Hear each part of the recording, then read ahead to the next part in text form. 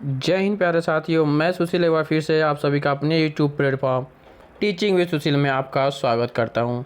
I hope आप लोग स्वस्थ होंगे, मस्त होंगे, अच्छे होंगे और अपनी पढ़ाई को बेहतर तरीके से आगे बढ़ा रहे होंगे। तो आप सभी लोग एक बार सेशन को लाइक कर लीजिएगा, अपने सभी साथियों को शेयर करिएगा और सभी को बताइएगा कि क्लास चल रही है।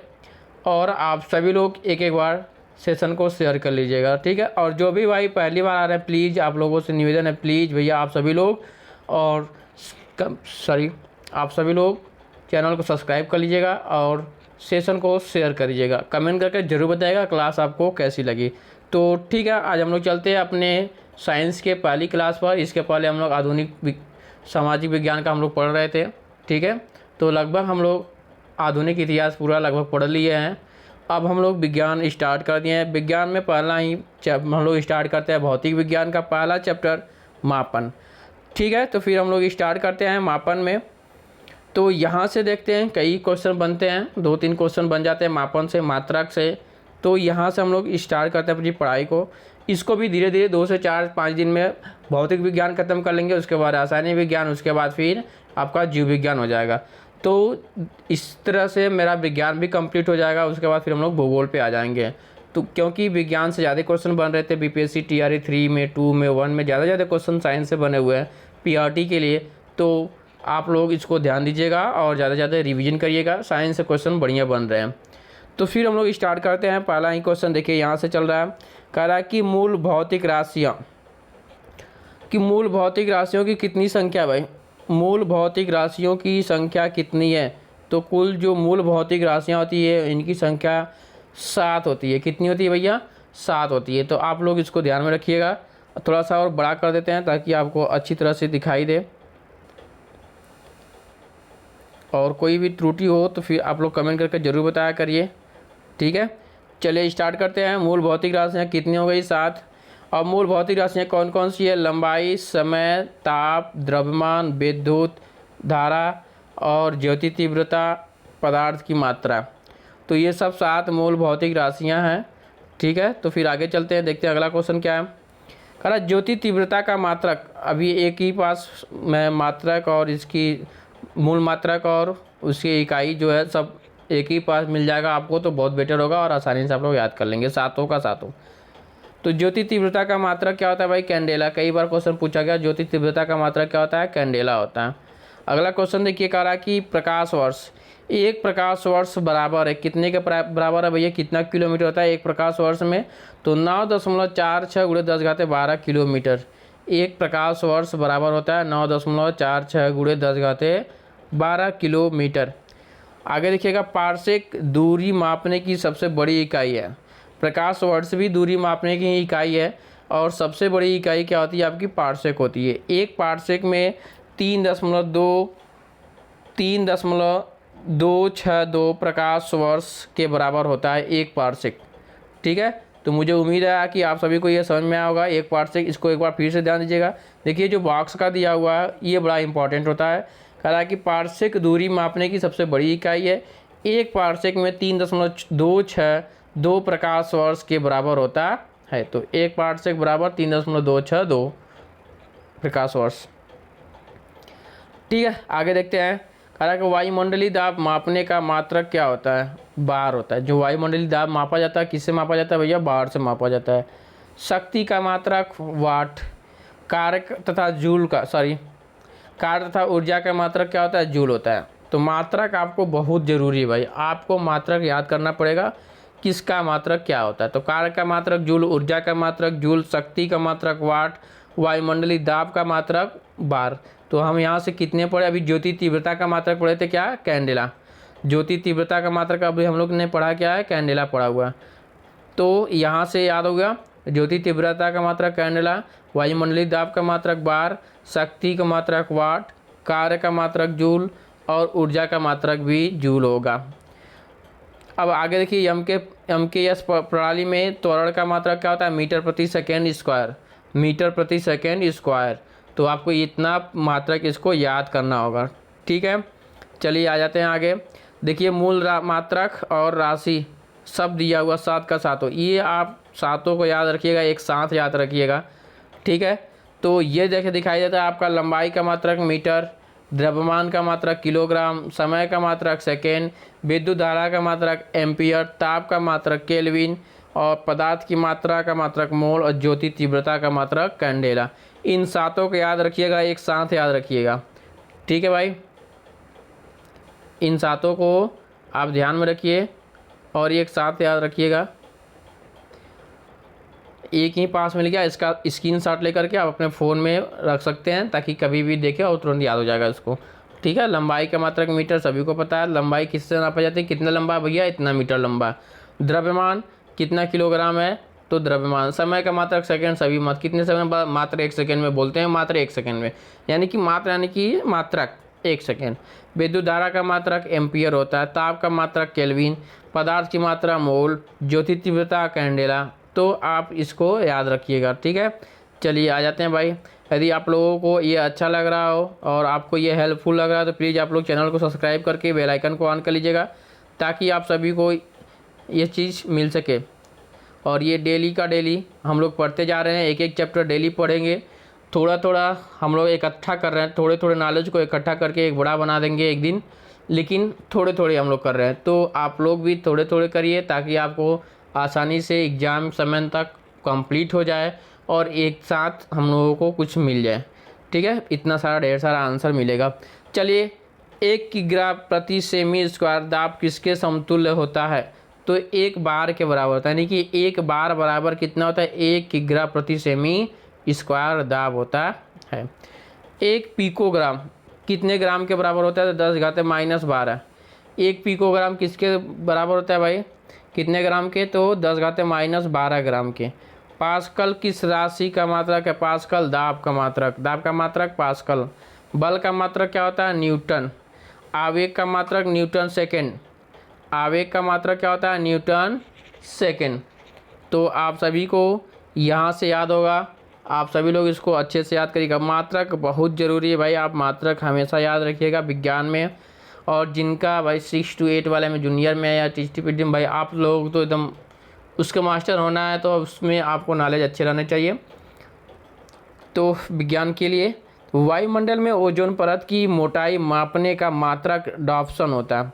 क्या होता है, डॉप्सन। मोटाई मापने का मात्रक क्या होता है, डॉप्सन। वायुमंडल में ओजोन परत की मोटाई मापने के लिए किसका प्रयोग करते हैं, तो डॉप्सन का। ये ध्यान रखिएगा, बॉक्स में दिया हुआ है, इसका मतलब है इसमें दम तभी, ठीक है भाई। चलिए, कहाँ पे थे हम लोग, ये हो गया। अब आ जाते हैं आगे, इधर भी देख लेते हैं थोड़ा सा। हाँ, आगे देखिए, करा कि एंगस्ट्रॉन में क्या मापा जाता है, तो तरंग दैर्ध्य का मात्रक पूछ देता है, तो एंगस्ट्रॉन में क्या मापा जाता है, तो तरंग दैर्ध्य का मात्रक पूछ लेगा तो एंगस्ट्रॉन। एक अश्वशक्ति में कितने वाट होते हैं, तो 746 वाट। एक अश्वशक्ति बराबर क्या होता है, कितने वाट के, तो 746 वाट के बराबर होता है। 1 माइक्रोन किसके बराबर होता है, तो 10⁻⁻6 मीटर या 10⁻⁻4 सेंटीमीटर या 10⁻⁻3 मिलीमीटर। तो कोई याद रखिएगा कि 1 माइक्रोन बराबर 10⁻⁻6 मीटर, और वही 2 करोगे तो सेंटीमीटर में हो जाएगा, फिर उसे कम कर दो तो मिलीमीटर में आ जाएगा। चलिए आगे चलते हैं हम लोग। चालक की विद्युत प्रतिरोधकता का मात्रक क्या होता है, ओम मीटर होता है। चालक का विद्युत प्रतिरोधकता, तो विद्युत प्रतिरोधकता का मात्रक क्या होता है, ओम मीटर होता है। तो इसको भी ध्यान रखिए क्योंकि ये भी बॉक्स में दिया है, इसका मतलब कई बार क्वेश्चन पूछा गया है ये। चलिए आगे चलते हैं। कारक रेडियन एवं स्टेरेडियन किस प्रकार के मात्रक है, तो पूरक मात्रक है भाई। देखिए, जो रेडियन और स्टेरेडियन है ये सब क्या है, पूरक मात्रक हैं। रेडियन और स्टेरेडियन किस प्रकार के मात्रक हैं, तो पूरक मात्रक हैं। क्यूसेक में क्या मापा जाता है, तो जल का बहाव। जो जल का बहाव होता है कैसे मापा जाता है, तो क्यूसेक में मापा जाता है। जल का बहाव किस में मापा जाता है, तो क्यूसेक में मापा जाता है। चलिए आगे आ जाते हैं हम लोग। कह रहा है कि दूर की वस्तुओं को देखने के लिए बाइनोक्यूलर दूरबीन का प्रयोग किया जाता है। तो ये ध्यान रखिएगा, दूर की वस्तु देखने के लिए बाइनोक्यूलर दूरबीन का प्रयोग किया जाता है। दुग्ध उत्पादन में वसा की मात्रा मापने के लिए किस यंत्र का प्रयोग किया जाता है? तो ब्यूटिरोमीटर। किसका? ब्यूटिरोमीटर। जो दुग्ध उत्पादन में वसा मापता है, यानी कि बोलते हैं ना कि फैट कितना बन रहा है दूध का, तो उस जो मापने का जो यंत्र होता है उसको ब्यूटिरोमीटर कहते हैं। क्या कहते हैं? ब्यूटिरोमीटर। प्रकाश की तीव्रता मापने के लिए किस उपकरण का प्रयोग किया जाता है? तो लक्स मीटर का। किसका? लक्स मीटर का। चलिए आ जाते हैं समतल कोण एवं घन कोण किस प्रकार की राशियां? तो पूरक राशियां। अभी मैंने बताया कोण कैसी राशि है, तो पूरक राशियां। रेडियन और स्टेरेडियन पूरक कोण भी। चलिए आगे जाते हैं, कहाँ तक हम लोग थे? समतल कोण हो गया था। चलिए, हृदय की ध्वनि मापने के लिए किस यंत्र का प्रयोग किया जाता है? स्टेथोस्कोप। किसका? स्टेथोस्कोप। हृदय मापने के लिए किसका प्रयोग, किस यंत्र का प्रयोग किया जाता है? सॉरी, हृदय की ध्वनि सुनने के लिए सॉरी माफ़ कीजिएगा, हृदय की ध्वनि सुनने के लिए किस यंत्र का प्रयोग किया जाता है? तो स्टेथोस्कोप। किसका भैया? स्टेथोस्कोप का। चलिए अब देखिए अदिश और सदिश। जो अदिश राशियाँ हैं, सदिश राशियाँ हैं। अब देखिए इसमें थोड़ा सा ध्यान रखना है। जो अदिश राशियाँ हैं और सदिश राशियाँ में एक चीज़ आपको मैं ट्रिक बता रहा हूँ, आप ध्यान से रखेंगे तो शायद आपको बेहतर होगा, नहीं तो फिर आप अपने से स्वयं ट्रिक बना सकते हैं। बट मैं भी कुछ बता रहा हूँ, शायद आपको अच्छा लगे तो आप ग्रहण कर लीजिएगा, नहीं तो फिर अपने से एक ट्रिक बना लीजिएगा।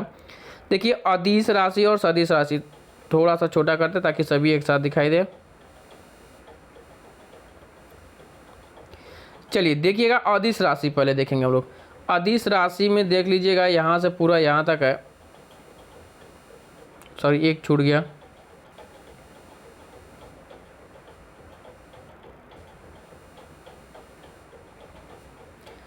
अदिश राशि को देखिएगा आप लोग। अब देखिए अदिश राशि में ऐसा कोई राशि नहीं है जिसमें व आए या ब आए। ऐसा कोई राशि नहीं है जिसमें अ व व आए। ठीक है, ब और व कोई नहीं आ रहा है। तो हमें ये रखना, हमें एक चीज़ रखना सदिश राशि में। सदिश राशि में लगभग सभी में ब या व, ब पढ़ो या व पढ़ो, ये हो जाएगा स। यानी जिसके पढ़ने पर बस आ रहा है तो वो क्या जाएगा? सदिश। व से व किस में आ गया आपका? व जितने भी आते हैं आप सभी को ये ध्यान रखना है कि व आ रहा है, इसका मतलब वह सदिश राशि है। तो वश कर लो या बस कर लो, वश कर लो भैया या बस कर लो, ये सब दिखाई दे रहा है, इसका मतलब सदिश राशि है। जैसा आप देख सकते हैं बल, ब आ गया तो स, ब स, तो यानी कि ब में स जोड़ दिया तो स हो गया, यानी कि सदिश राशि। वी हो गया तो वश विस्थापन, वेग विस्थापन समवेग, यानी ये भी वेग है तो ये भी क्या हो जाएगा आपका? विस्थापन। त्वरण में वह आ गया तो ये भी क्या हो जाएगा आपका? सदिश राशि।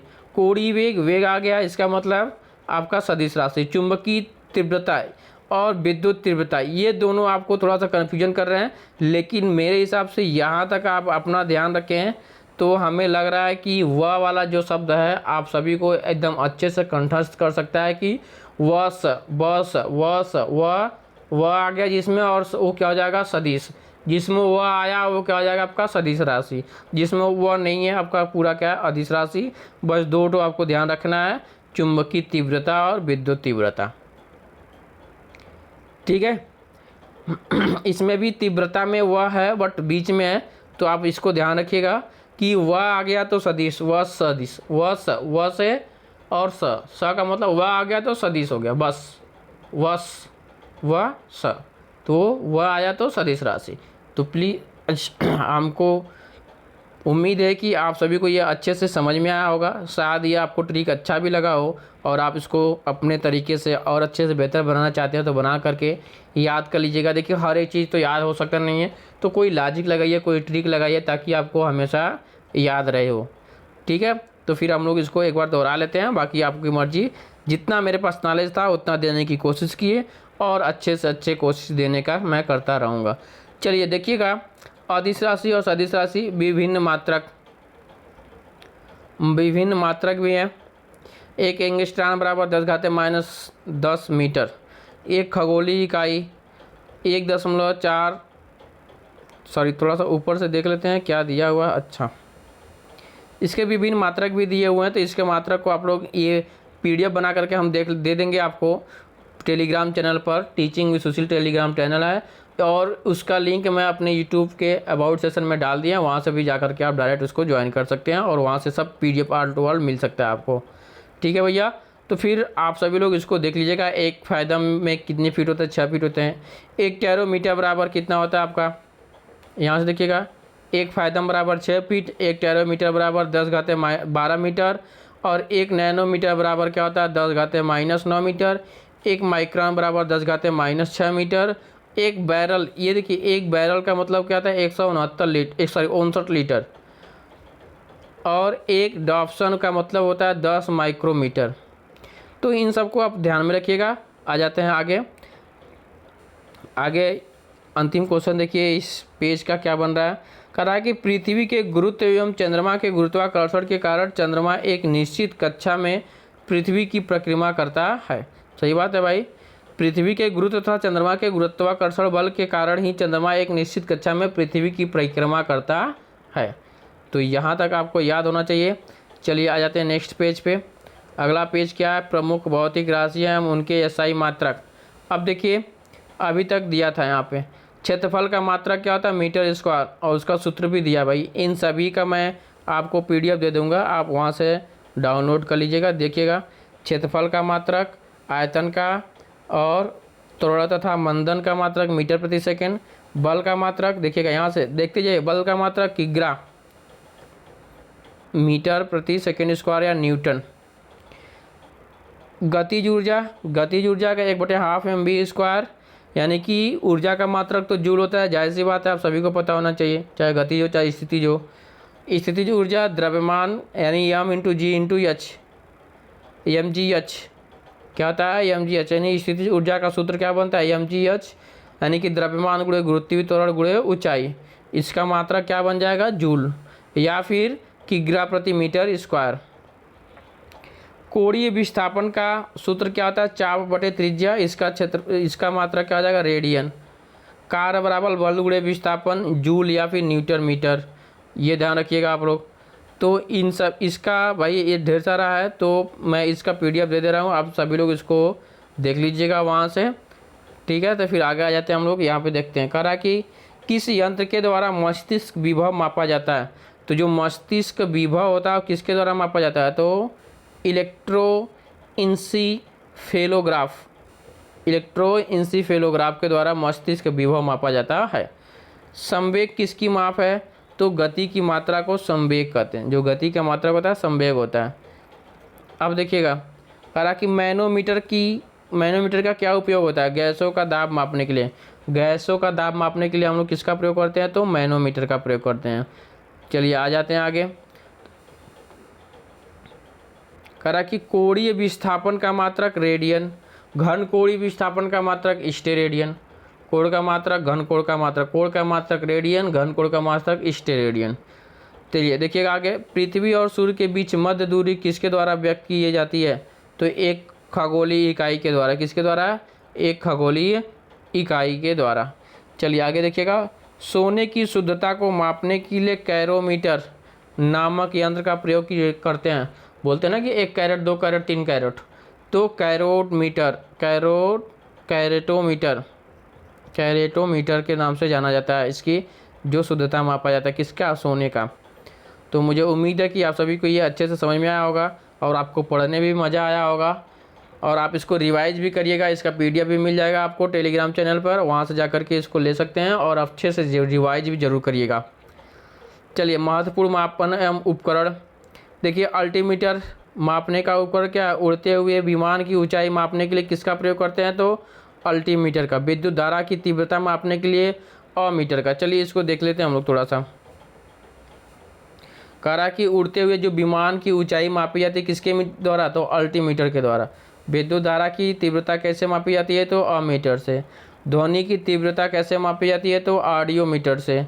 वायु एवं गैस का भार क्या तथा घनत्व तो कैसे मापा जाता है? तो एरोमीटर से। वायु मतलब एयर आ गया तो वायु हो गया, यानी कि वायु का जो मापा जाता है भार तथा घनत्व तो वो एरोमीटर से। वायु की गति और शक्ति मापने का यंत्र तो एनीमोमीटर। एक्सीलरोमीटर गतिमान वाहनों की गति में वृद्धि की दर। एक्सीलरोमीटर यानी कि एक्सीलेटर लेते हैं, जितना बढ़ाएंगे उतना ही तेज भागेगा, तो उसकी जो दर होती है वो एक्सीलरोमीटर होती है। बैरोमीटर से क्या नापा जाता है भाई? वायुमंडलीय दाब बैरोमीटर से नापा जाता है। बोलोमीटर से ऊष्मीय विकिरण मापा जाता है। क्या मापा जाता है? ऊष्मीय विकिरण मापा जाता है। आगे देखिएगा, कैलोरीमीटर ऊष्मा की मात्रा।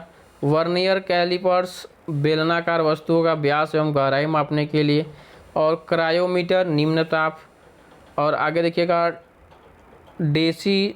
डेसिटीमीटर पदार्थ का घनत्व। फैदोमीटर समुद्र नदी की गहराई, समुद्र की गहराई या नदी की गहराई मापी जाती है फैदोमीटर से। एक गैल्वेनोमीटर से क्या नापा जाता है? विद्युत धारा की प्रबलता नापा जाता है। गैल्वेनोमीटर से क्या नापा जाता है? तो विद्युत धारा की प्रबलता। गायरोस्कोप घूर्णन गति करती हुई वस्तु का कोणीय वेग मापा जाता है। किससे? गायरोस्कोप से। ग्रोवोमीटर से क्या मापा जाता है भाई? तो गुरुत्वीय त्वरण मापा जाता है। क्या मापा जाता है? गुरुत्वीय त्वरण, ग्रोवोमीटर से।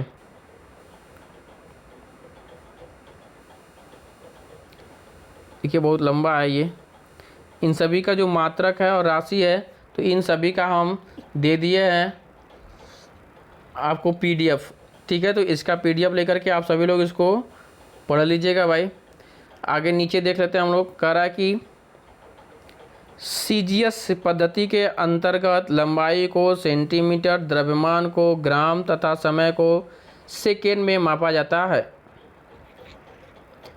ठीक है, तो ये रहा पूरा मात्रक। और अब हम लोग आ जाते हैं यांत्रिकी। तो मात्रक में भैया ज़्यादा से ज़्यादा मात्रक था, तो इसका पीडीएफ मैं दे दिया हूँ, और आप सभी लोग इसको अच्छे से पढ़ लीजिएगा और उसको रिवाइज भी कर लीजिएगा। ठीक है, तो अगला चैप्टर पे हम लोग आ जाते हैं यांत्रिकी। देखिएगा, यांत्रिकी के बारे में थोड़ा सा पढ़ लेते हैं।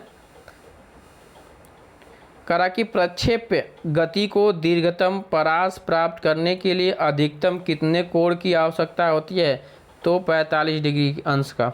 ठीक है, 45 डिग्री का ज़रूरत पड़ती है।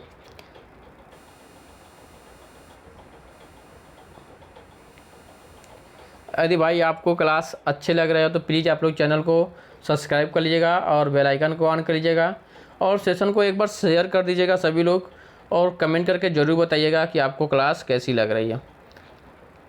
चलिए आ जाते हैं नेक्स्ट क्वेश्चन पे। कहा मनुष्य जब नदी के किनारे नाव से बाहर कूदता है, ये देखिए इंपॉर्टेंट है। मनुष्य जब नदी के किनारे नाव से बाहर कूदता है तब नाव पीछे की ओर क्रिया प्रतिक्रिया के कारण हटती है। अब ये चीज़ देखिए, ध्यान रखिएगा, क्रिया प्रतिक्रिया का उदाहरण है जब नाव से व्यक्ति कूदता है, या फिर चलती हुई साइकिल या मोटरसाइकिल से कोई व्यक्ति कूद जाता है, तो क्या होता है? वो क्रिया प्रतिक्रिया हो जाती है। ठीक है, आप साइकिल पर पीछे बैठे हुए हैं और आप उस पर हाथ रख के कूदते हैं, तो देखते हैं साइकिल की स्पीड क्या हो जाती है? ज़्यादा हो जाती है। नाव पे बैठे हुए हैं, नाव से जब कूदेंगे तो नाव पीछे की तरफ चला जाता है और आप आगे की तरफ जाते हैं। रॉकेट का ईंधन जो होता है वो ये भी क्रिया प्रतिक्रिया के नियम पर ही फॉलो करता है। जितने तेज नीचे धुआं फेंकता है उतना ही तेज वो ऊपर जाता है, तो आपको ये ध्यान में रखना है। ठीक है, चलिए आगे भाई। संवेग परिवर्तन की दर को किसके बराबर होती है? संवेग परिवर्तन की दर किसके बराबर होती है? बल के बराबर होती है।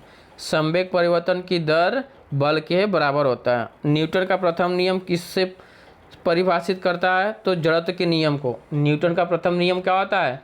जो जड़त्व का नियम होता है वही तो न्यूटन का प्रथम नियम होता है। और क्रिया प्रतिक्रिया न्यूटन का कौन सा नियम होता है? तो तीसरा नियम होता है। तो जड़त्व का नियम क्या होता है भाई? जो वस्तु विरामावस्था में है वह विरामावस्था में रहना चाहती है, और जो वस्तु गतिमान अवस्था में है वह गतिमान अवस्था में रहना चाहती है। तो उसी को हम लोग जड़त्व का नियम कहते हैं, या फिर न्यूटन के प्रथम नियम कहते हैं। तो इतना तो आपको समझ में आया। चलिए आ जाते हैं आगे। कहा कि प्रक्षालन मशीन, वॉशिंग मशीन जिसे हम लोग बोलते हैं, प्रक्षालन मशीन का आकार किस सिद्धांत पर आधारित होता है? तो अपकेंद्री बल पर आधारित होता है, क्योंकि वह घूमता है अंदर की तरफ, तो अपकेंद्री बल होता है। सड़क पर चलने की अपेक्षा बर्फ़ पर चलना कठिन है, क्यों? क्योंकि बर्फ़ में सड़क की अपेक्षा घर्षण बल क्या होता है? कम होता है। सड़क पे घर्षण बल ज़्यादा होता है और बर्फ़ पे घर्षण बल कम होता है, इसकी वजह से उस पर हम लोग को चलना कठिन होता है। सड़क पर, चलिए ये हो गया भाई, थोड़ा सा आगे आ जाते हैं,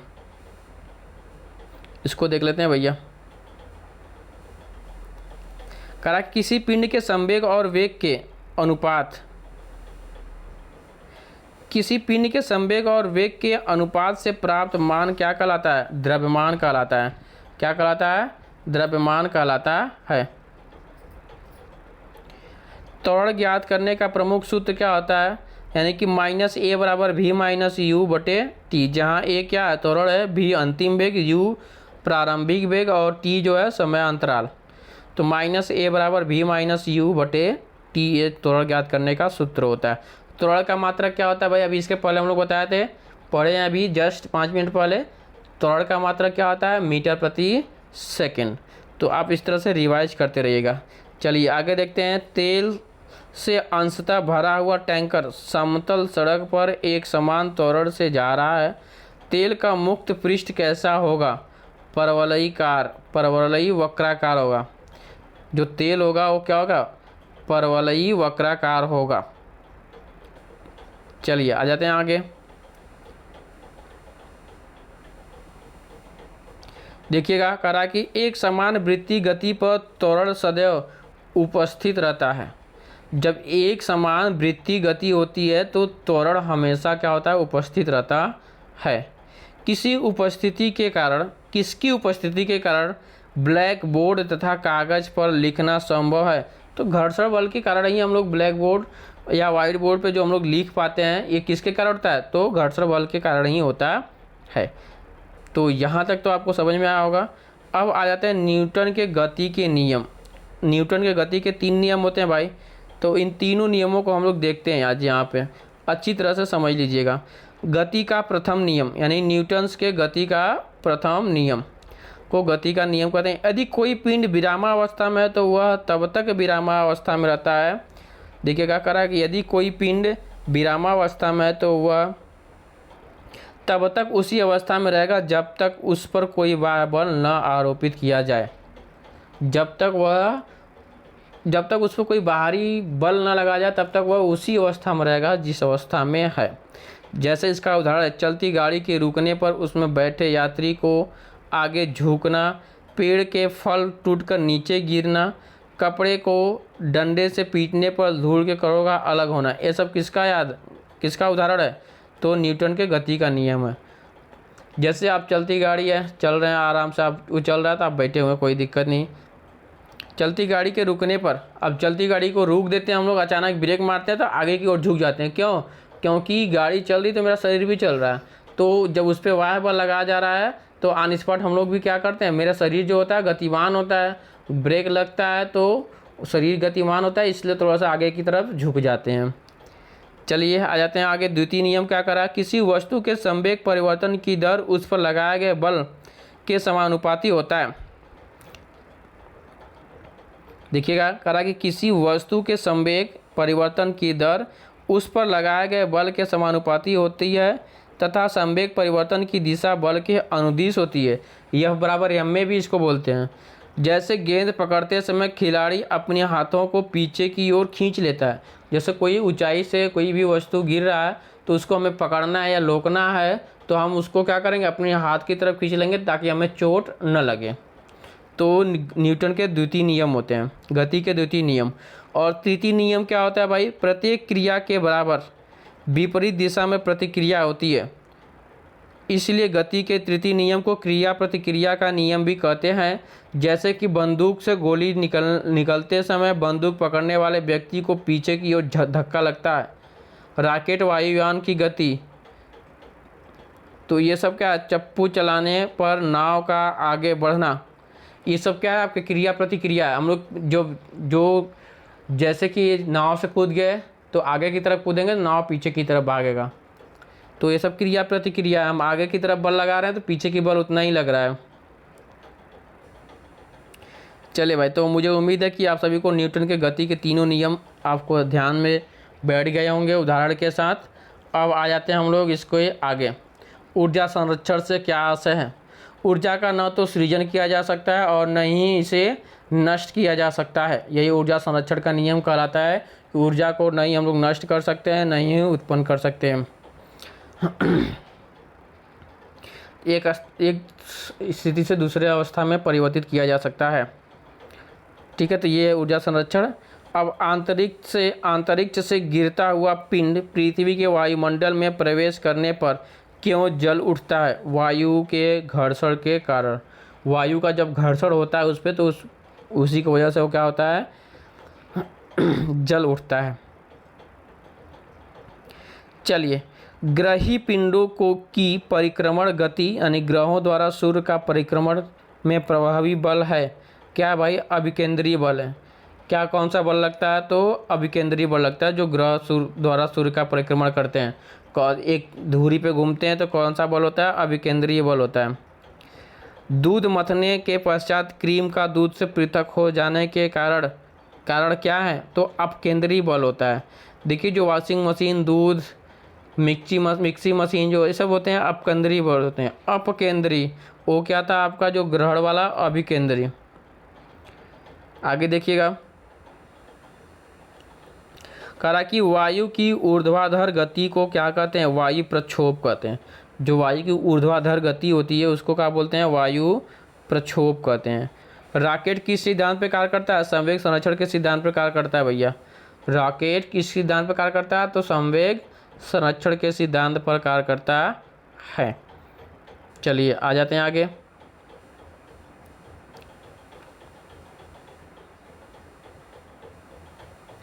देखिएगा, करा कि सरल आवर्त गति के दोलन में किसकी आवश्यकता होती है? तो प्रत्यास्थता एवं जड़त्व दोनों की आवश्यकता होती है।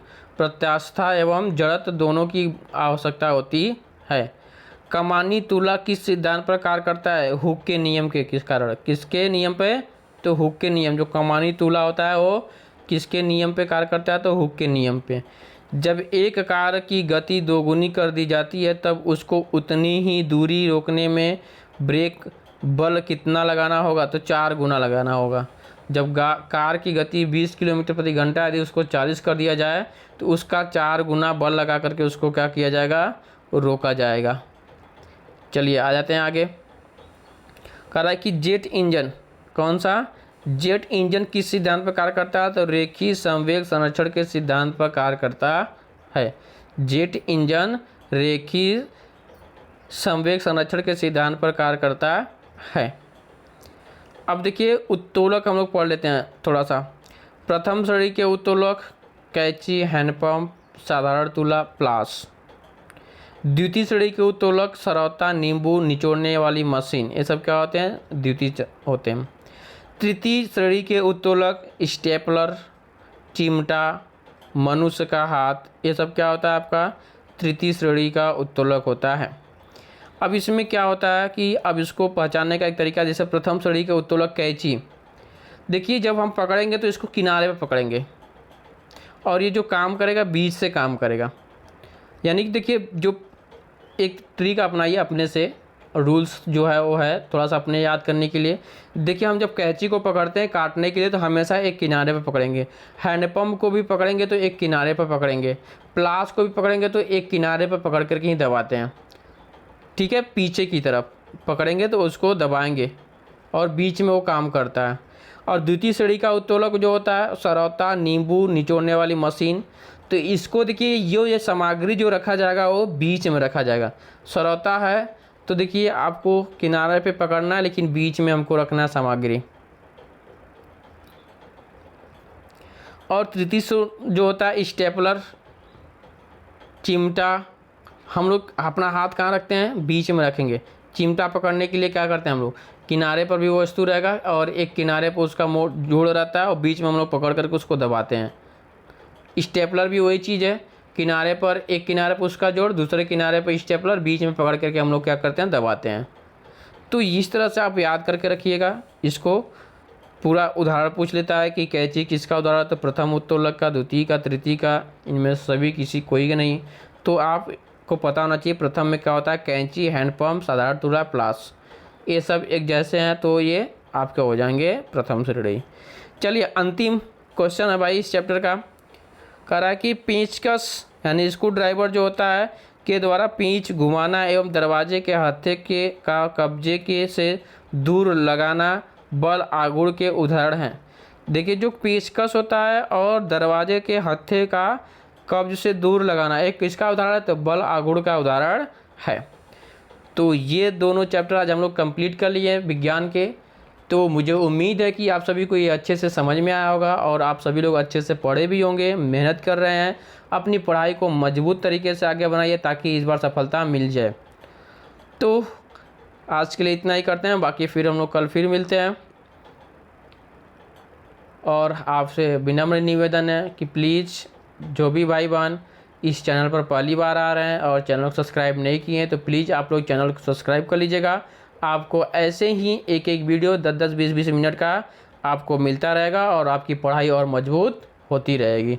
तो ठीक है, फिर आप लोग चैनल को सब्सक्राइब कर लीजिएगा और कमेंट करके ज़रूर बताइएगा। प्लीज़ भैया आप सभी लोग बताइएगा कि आपको क्लास कैसी लग रही है। ठीक है, तो कमेंट करके ज़रूर बताइएगा। ठीक, तो फिर आज के लिए इतना ही। सभी को बाय बाय, टेक केयर, धन्यवाद।